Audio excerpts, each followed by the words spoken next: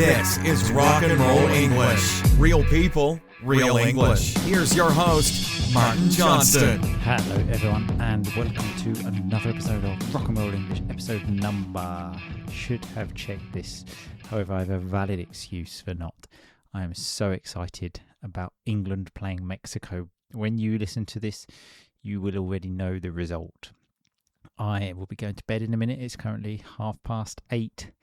I wanted to go to bed earlier, PM obviously, and I'm going to go to bed for a few hours because England will be kicking off at 1 o'clock in the morning UK time. Okay, so I am so excited about this match. It feels bigger than even when we got to the final of the Euros last time. I don't know why. Something about playing Mexico in Mexico. There's just something magical about it. Now, you know I'm a big football fan, so I'm just hoping for a brilliant match. And then I hope England will win, obviously. But anyway, enough about that. Now I talk to Boom Boom Cannon, and we talk about summer vibes, okay? One thing you do need to know, we don't talk about football, just a little tiny bit at the beginning. There is an important player for England called Jude Bellingham. Okay, you just need to know that. And also the word lad. Okay, if you've listened to this podcast for a while, I hope you know what it means. But a lad is your stereotypical man who drinks beer, who likes football, and generally is muscly. So we like to think we are lads, my friends and I, but we are not real lads because we are not muscly and we can't really drink very much beer. But you need to know the word lad. Okay, so that's it. Enjoy the pod. I will talk to you at the end. Happy listening. Obviously, well, we had a brief pre-pod chat about wedding prep because there were just a few weeks to go now. And obviously, the last time we saw each other was the stag. And, one of the pictures that was shared of your stag where we were all there, except your brother, who was sort of like 2 meters apart from everyone else. I shared that in the R&R family group, and there were lots of comments. I can't wait to hear like what you got up to, how crazy it was. And I was like, well, we started by going to a football place which was generally full of 11-year-olds, I would say. Yeah. That was the vibe. Classic kind of 11th birthday. There were a few 11th birthdays. And strange enough, one of the people with us, his son was having his 11th birthday. Oh, actually 10th birthday. No, 11th. Sorry, yes. Not that it matters, but 11th birthday there the very next week. Yep. So he was just checking it out, really. Yeah. And then, I mean, you were one of the obviously the responsible party for booking the venue. Well, did it occur to you that it was more of a 11-year-olds venue? So this kind of goes back to what we were talking about, the barbecue. Okay, so when you got someone that likes operating the barbecue, just say to that person, you do it. So on the, let's say, committee of organising your stag, there's one person who, obviously you know who I'm talking about, that is the equivalent of that guy, that knows what he's doing, that likes organising. He would send extremely long messages on a Tuesday morning, I'm at work, and then at the end of it would say, what do you think? I would generally scroll to the bottom of that message and then just respond, yeah mate, sounds good. That was generally the tactic. There's, let's say, 4 people on the committee, and that, I would say, is exactly how it worked for the whole thing. I did guess that was roughly how it worked. Until he sent a message to the other group with everyone saying, let's get a kitty going. So kitty being like everyone puts money in and then you use this money to buy the drinks for the day or the night. And then said to everyone, if you just transfer me £180 for the drinks and I saw that and I thought, what is he talking about? And I sent him a message saying, look, do you think that might be a bit much. And then he sent a message, and he said like something. He said, "I worked it out, and that means we'll all be drinking about 15 pints each." And I said to him, "Mate, honestly, if I have 4 pints now, I can't move. If you think I'm drinking 15 pints, like you are living on another planet. Like, what are you talking about?" And then I think he realised 15 pints. I've never drank 15 pints in my whole life, ever. Literally never. Even when I could. Well, I was never a heavyweight, but I could drink more than I can drink now. But the idea of drinking 15 pints of beer, that is outrageous. Yeah. I don't know what he was thinking with that. I mean, I think in the end it was probably. It wasn't even half. It was maybe half that. Yeah, because that was. This was over quite a long day. It's still, that was the only time I think I actually piped up. And, that's a lot of money as well to ask people. So I just very give me casually, casually said, if you can all transfer £180. In Easter, I went on a 4-day holiday to a caravan park with my family and paid less than that. And that was only for he actually even specified, which I found quite funny. It's almost like, the small print. And it had like a sort of asterisk at the end of the message and just said something like, "Just so we know, this does not cover food and food, transport, and other necessities of the day." Which I found, I thought the food one, I thought, yeah, I can understand, but I found it quite funny to specify that it doesn't include transport because some people were coming from Sweden. And it was like, oh, I just pay 180 quid, and then I've got my flights, hotel. Take that from the kitty. All right, lads, I've just booked my flights, so if you could all transfer me the money. That's he was getting carried away there.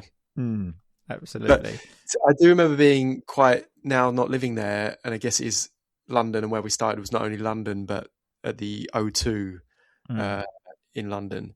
But I think the first pint, I didn't buy it, but it was bought for me, or I bought it using this kitty. The pints were like 10, 11 quid. Oh, were they? In that first place. Something like that. That is outrageous. There was something like that.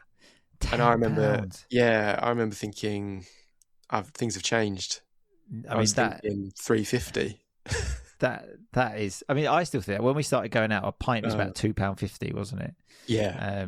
So that's your bet. That's sort of like everything above that. It's like, well, because it just for me that wasn't that long ago, even though it was like 25 years ago, which is a quarter of a century. But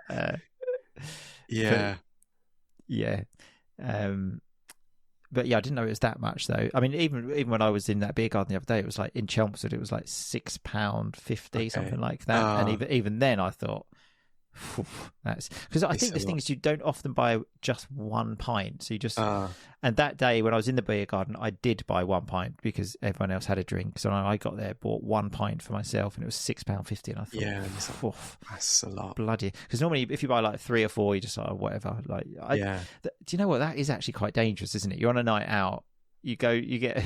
They could literally say to me like £700. Oh yeah, I don't even look.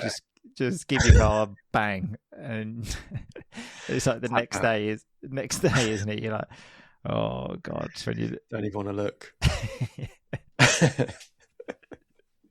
But I was thinking about this recently, how like card machines, like now, like no one has money, and back in the day, card machines existed as well. So why did no one use them? Why did you get cash out? Because I remember sometimes I would run out of money, and then I had to pay with my card. But then I thought, well, why did I bother going to the cash machine in the first place? Have the cash. Yeah. Did some places only take cash? I don't know. I do. You definitely would, like, you'd have your cash with you. Yeah. Right. Definitely. Yeah. Maybe it was because like you had to sign, whilst now Like, do you remember you having to like sign with the signature? Yeah. I don't know. Maybe also you just felt like, the man. The lad with loads of money on you. My £30 in my pocket. The world is my oyster. Yeah. That has actually just reminded me of the saddest thing I think I've ever seen, the most tragic. When I was like 18, 19, when I worked at the shop Zaga, obviously, there was a guy there who was 32, who at that time seemed like, to me, he was like 70. And he used to go out to the places that like we went out, and I would sometimes bump into him, and he was just he was like the real life David Brent from The Office. So people don't know, like the manager from The Office. And I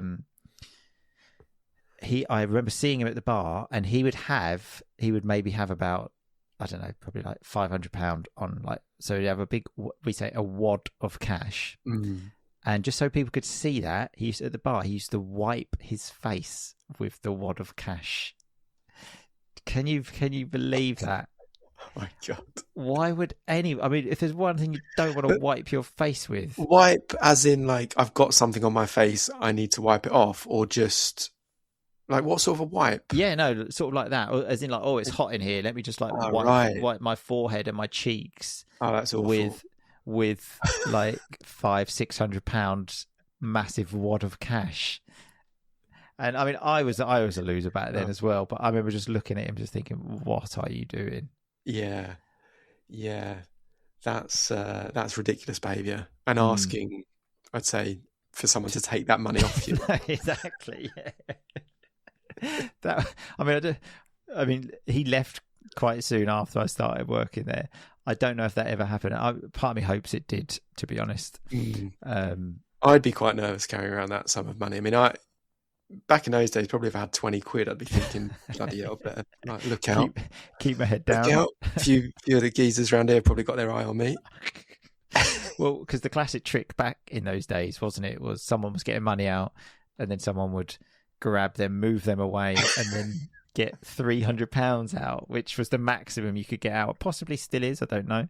We should make clear, when you say it's the classic trick, that this wasn't sort of society-wide. Like, most people could just get their money out of a cash point without this happening. But it was certainly a classic trick in our group. And you just wouldn't want to get money out with your friends. It was. I honestly remember you walking from one pub to the other, and then I would just sort of break from the crowd without saying anything and go down like a quiet street by myself, just because I thought, if anyone follows me and I'm getting some money out, that's it. I'll have £300. And then if you had that much money, I honestly was thinking like, oh my God, like. If someone takes this, trying to get money out anywhere in the vicinity of the Hellraiser is just a bad idea. He was absolutely the worst. But I did get him once with that, which was quite enjoyable. But there we go. On the money, getting money thing out. Actually, change. I literally this morning I went to church because. Basically it's good to get my son into the school, but anyway, so we went to church, and obviously I haven't been in an extremely long time, and they do the thing of like collecting money. Right, yeah, of course, pass around the. I didn't realise how big that thing is, and then so obviously again, when I was a kid and I had to go to church, I had someone else taking care of that. But when you're the sort of the father of this family. They're sort of looking at me, and I was just, but it's like, can you just say, I haven't got any change on me? Like, do you take card? Yeah. It's like, it's not really. And even as I was walking out the door at the end, the woman was standing there again with the basket. Oh, yeah, that's the thing. They get you twice. Yeah. So again, I was walking, got people behind me. I didn't want to stop and say, look, I'm really sorry. I just didn't bring any change with me. But then you just feel so bad just walking straight past and ignoring her. Yeah. It was so awkward. Yeah, that has to be... You got to be bringing basically I'd say a number of small coins. That's Well, what you you know want to what? do, really. That Make it sound like, oh, he's putting in quite a bit there, but it's that is actually exactly it. You 10p, 20p. you want to go to Southend before on the 2p machine, get a Exactly. massive plastic bag of 2p's, shake it around, and they're thinking, Oh, oh God, he's how much did generous. he give? You've actually given 20p. But I actually remember that in church when I was young, of my mum handing me some coins as well, so that when it was passed around, I was also doing that, which, when I think about it in hindsight, is just like, well, I mean, it's not like it would look bad if the child is not giving money, is it? So, Yeah. I'm not quite sure why she's doing that. But that's just another classic thing of, I don't think I'm really prepared for adulthood. I just went into the, just sort of, oh, for fuck's sake, I've got to give money, haven't I?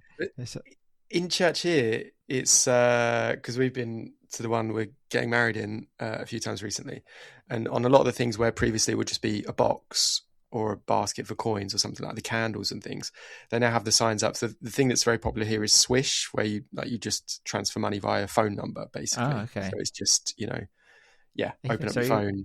Even the church has gone digital. Yeah, and that just felt to me a bit like, I don't know, it doesn't feel very church-like. No, and also, like, because like you said, when you drop in that money and everyone hears the sort of click click, Yeah, everyone knows that you've done it. exactly. And I want, if I'm donating money, I want people to know that I've donated money. And if you do it on your phone, it's like, no there one is knows. actually on the Swish app, when the transfer goes through that you can. I mean, I don't have the volume on, but if you have the volume on, it makes like that sound. So actually, that's a good point. If I'm in there and I'm doing it, go max volume so that people hear it. I actually think that when you like sponsor someone's doing the marathon or something like that, and then it says, "Do you want your like sponsor to be anonymous?" Absolutely no. I want my name to be there so they know that I've given them money. The point otherwise? Yeah, I want people to know that I'm not doing it for the charity.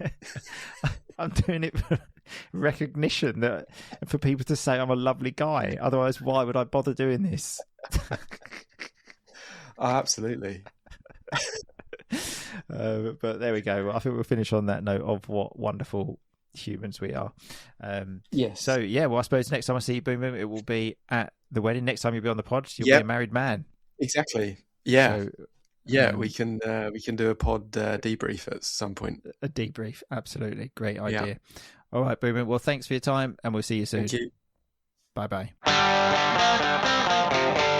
Okay, so we are continuing this podcast in the family area, where we have an absolute belting family episode where we talk about Boom Boom's upcoming wedding and his recent stag in London.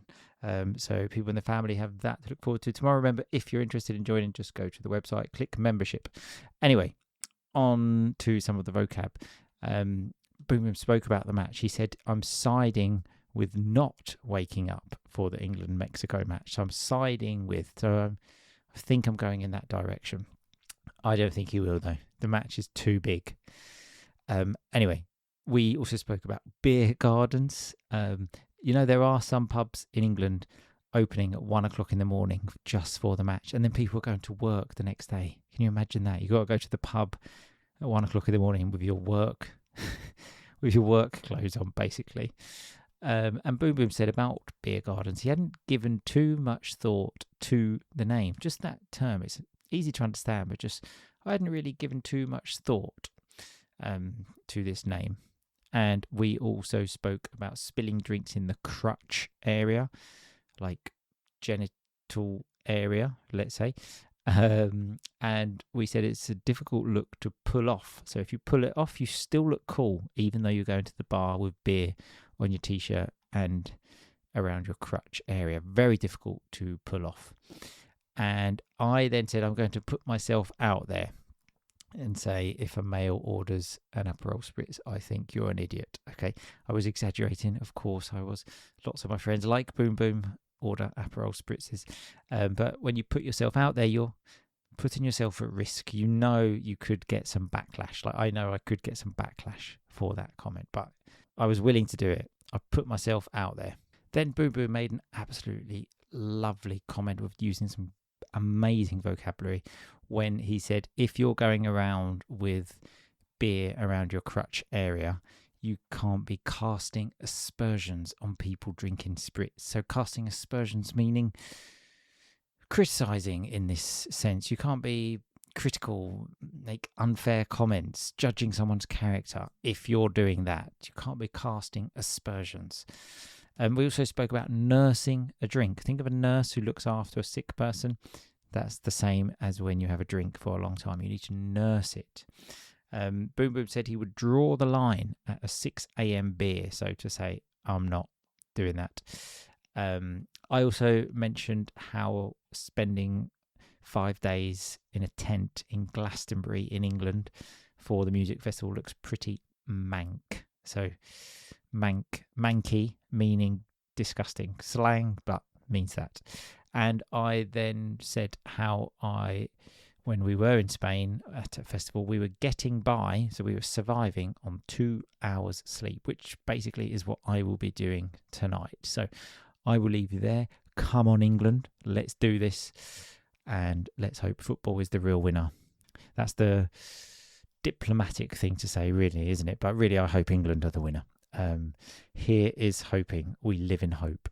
Thanks a lot for listening. I will talk to you very soon. But in the meantime, just keep on rocking, baby. Thanks so much for listening to Rock and Roll English. For more great content and to stay up to date, visit rockandrollenglish.com and facebook.com/rockandrollenglish. We'll catch you next time.